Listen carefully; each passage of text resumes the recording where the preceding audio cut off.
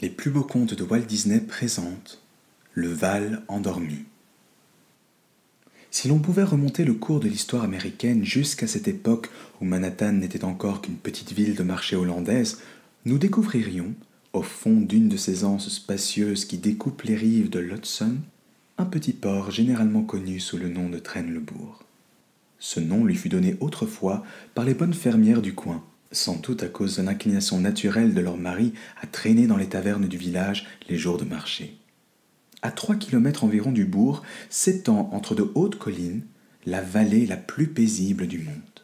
Cet endroit retiré porte depuis longtemps l'appellation de Val endormi, et toute la contrée avoisinante désigne ses habitants rustiques comme les dormeurs du Val. Une atmosphère douce et ensommeillée semble s'y tenir en suspens. Quelques-uns affirment que ce vallon fut ensorcelé en son temps. Toute la région abonde en lieux hantés, en apparitions étranges et en superstitions du crépuscule. Son phénomène occulte le plus réputé reste un spectre décapité, à cheval, que les habitants de la campagne voient parfois galoper dans la nuit noire, comme porté par les ailes du vent. On l'appelle le cavalier sans tête du Val endormi. En cet endroit tranquille arriva, vers la fin d'un après-midi d'automne particulièrement ensommeillé, un maître d'école itinérant venu du Connecticut, appelé Ichabod Crane. À le voir déambuler avec son manteau lui battant les mollets et voltant autour de lui, on aurait très bien pu le prendre par erreur pour quelque épouvantail échappé d'un champ de maïs. Il était grand et excessivement maigre, avec une tête petite et plate, au nez long et pointu, qui, perché sur son cou en fusain, évoquait une girouette. Au début, les gens s'étonnèrent chaque fois qu'ils voyaient leur nouvel instituteur remonter la rue principale du village, la tête plongée dans quelques livres. Mais ils s'aperçurent bientôt qu'il faisait très bien son travail. Il régnait avec autorité sur les enfants de sa petite école, gardant présente à l'esprit la maxime d'or « qui aime bien, châtie bien ». L'écolier d'Ichabod Crane n'était certainement pas gâté. Mais, après la classe, il se montrait l'ami et le compagnon de jeu des enfants, et il lui arrivait même de raccompagner quelques-uns des plus petits à la maison, en particulier s'ils avaient la chance d'avoir de jolies sœurs, ou des mères réputées pour leur bonne cuisine. Selon la coutume de la région, Ichabod couchait et habitait dans les maisons des fermiers dont il instruisait les enfants. Il vivait avec chaque famille une semaine et faisait tout le tour des demeures du voisinage, emportant toutes ses possessions terrestres attachées dans un grand mouchoir de coton. Ichabod avait trouvé d'autres moyens d'augmenter son maigre revenu. Il était maître de chant et apprenait à la jeunesse à chanter les psaumes. Le dimanche, quand il dirigeait le chœur, sa voix nasillarde résonnait bien au-dessus de celle de sa congrégation. On entend encore, certains dimanches, dans un rayon d'1 kilomètre autour de l'église, d'étranges chevrotements, dont on dit qu'ils proviennent du nez d'Ichabod Crane. Les femmes du voisinage trouvaient le maître d'école immensément supérieur en goût et en qualité au rude garçon du Val endormi et à leur meneur, Brum Bones. Ichabod était invité à prendre le thé dans les fermes, où se promenait le dimanche avec toute une troupe de demoiselles le long des rives de la mare au moulin, cependant que nos lourdeaux de campagne, amoureux transis, restaient timidement en arrière à l'envier. Il était inévitable qu'Ichabod devint un objet de ridicule pour Brum Bones et ses amis, mais il n'en avait cure. Il était heureux d'être admiré par les femmes pour son grand savoir, car il avait lu plusieurs livres d'un bout à l'autre et maîtrisait parfaitement l'histoire de la sorcellerie en Nouvelle-Angleterre, ouvrage auquel il croyait le plus fermement du monde.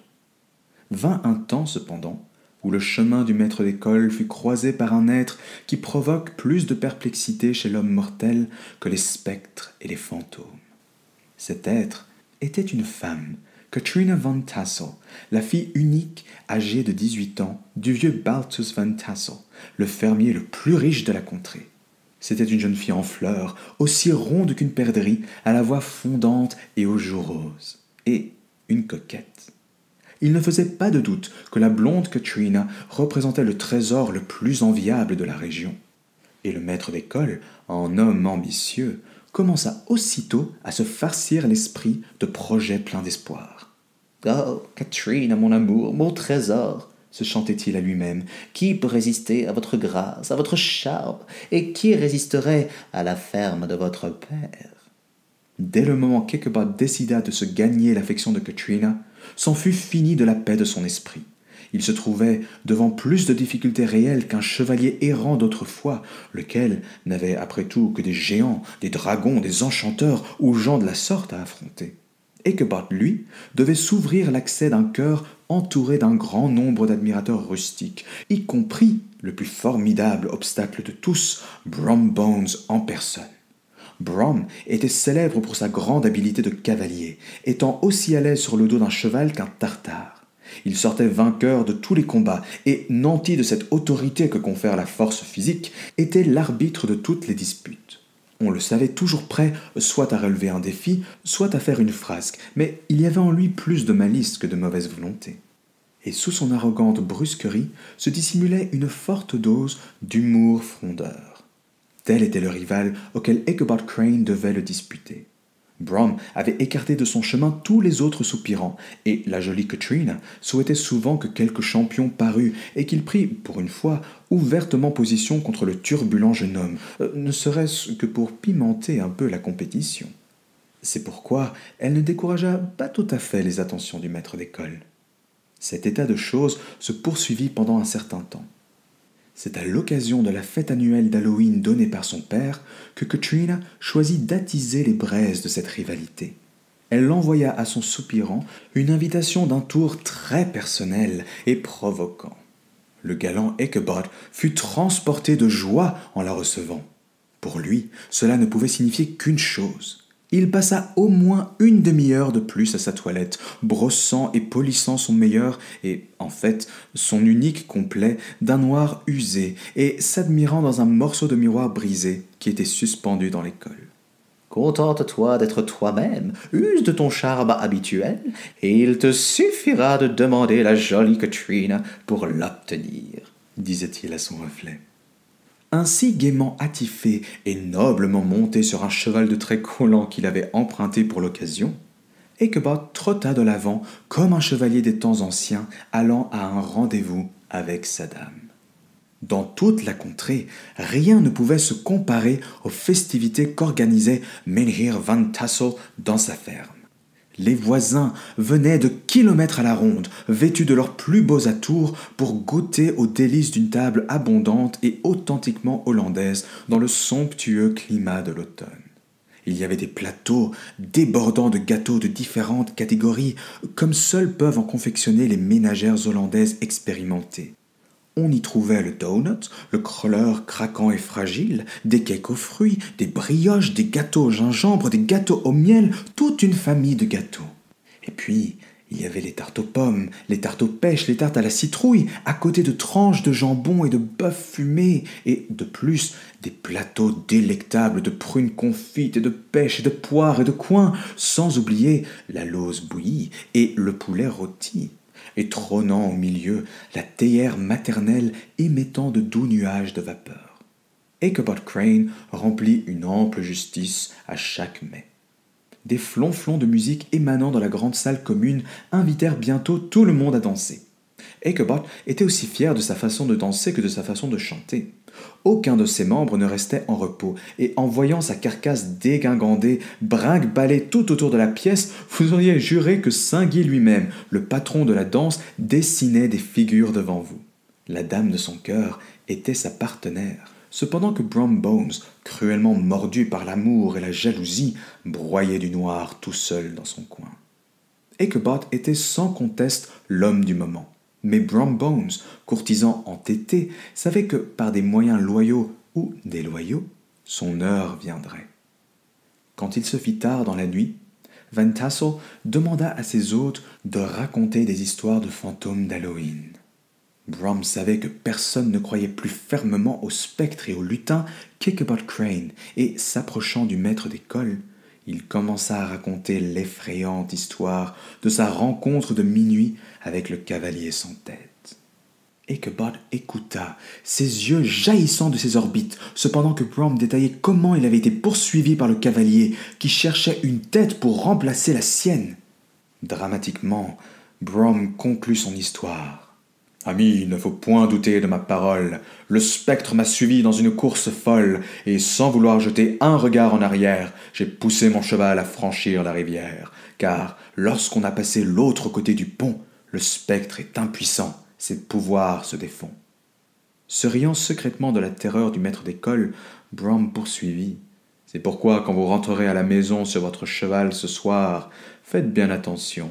Ouvrez l'œil, dirigez-vous vers le pont à toute vitesse, car le cavalier sera près du vallon, cherchant une tête à prendre. Les invités s'éclipsèrent petit à petit. Les fermiers rassemblèrent leurs familles dans leurs carrioles, et quelques-unes des jeunes filles partirent à cheval avec l'élu de leur cœur. Ichabod traîna derrière les autres, selon la coutume des amoureux, afin de rester un moment seul avec l'héritière, pleinement convaincu qu'il était maintenant sur la grande voie du succès. Ce qui fut dit entre eux, personne ne le sait, mais quelque chose dut aller de travers, car Ichabod sortit très peu de temps après, ayant l'air tout à fait malheureux et découragé. Il est certain que la jeune fille lui avait seulement joué un de ses tours de coquette, encourageant le pauvre maître d'école de façon à accélérer la conquête de son rival. Ne regardant ni à droite ni à gauche pour savourer le spectacle des riches granges et des champs de Van Tassel qu'il avait si souvent rêvé de posséder, Ichabod se dirigea tout droit vers l'étable. À l'aide de quelques taloches et coups de pied bien sentis, il réveilla son vieux cheval qui était en train de dormir béatement, rêvant de montagnes de maïs et d'avoine et d'entières vallées de foin et de trèfle. C'est à l'heure la plus inquiétante de la nuit qu'Ichabod prit le chemin du retour. Les étoiles s'éteignaient une à une, tandis que des nuages mouvants obscurcissaient la lune et que le ciel devenait de plus en plus noir. Jamais le maître d'école ne s'était senti aussi mélancolique, aussi complètement seul. Une fois à l'intérieur du vallon ténébreux, Ichabod sentit la peur le gagner, car à présent, la forêt semblait se refermer derrière lui, et chaque détail de l'histoire de Brom revenait le hanter. Il essaya de siffler une chanson, mais le bruissement des feuilles, le ululement d'une chouette, le coassement d'une grenouille le remplissaient de terreur. Et c'est alors qu'il entendit au loin un fracas de sabots se rapprochant. Un cavalier, monté sur un cheval noir, se ruait sur lui avec un rire sauvage. La terreur d'Ichabod augmenta quand il vit que ce dernier portait à bout de bras la tête qui aurait dû se trouver sur ses épaules. Une épée siffla près de son oreille. Le vieux cheval d'Ichabod galopa aussi vite qu'il put, poursuivi par le cheval noir. Une fois de plus, le terrible cavalier frappa de son épée la tête du maître d'école. « Si seulement je pouvais atteindre le pont, je serais sauvé !» Un coup de pied convulsif dans les côtes et sa vieille haridelle s'élança sur le pont, faisant résonner les planches comme le tonnerre, et gagna la rive opposée. À présent, Ichabod osa jeter un regard derrière lui pour voir si son poursuivant fantomatique s'était évanoui. Alors, à sa grande horreur, il vit le cavalier sans tête se lever sur ses étriers et projeter sur lui la tête grimaçante. Ichabod essaya d'éviter l'affreux missile, mais trop tard. Il fut frappé en plein front et s'écroula de sa monture. Le lendemain matin, on trouva le vieux cheval broutant de l'herbe devant la porte de son propriétaire, mais aucune trace du maître d'école. Près du pont, cependant, on découvrit le chapeau de l'infortuné Ichabod, et tout à côté de lui, une citrouille écrasée. Peu de temps après, Brom Bones menait la florissante Katrina à l'hôtel. Mais certaines rumeurs persistèrent, disant qu'Ichabod vivait toujours et s'était marié à une femme riche dans une contrée lointaine. Certes, les vieilles commères de la campagne, qui sont les meilleurs juges en de telles matières, refusèrent de croire ces balivernes. Elles savaient que le maître d'école avait été emporté par le cavalier sans tête, et l'on raconte bien souvent leur version dans l'histoire, autour du feu de bois, en hiver.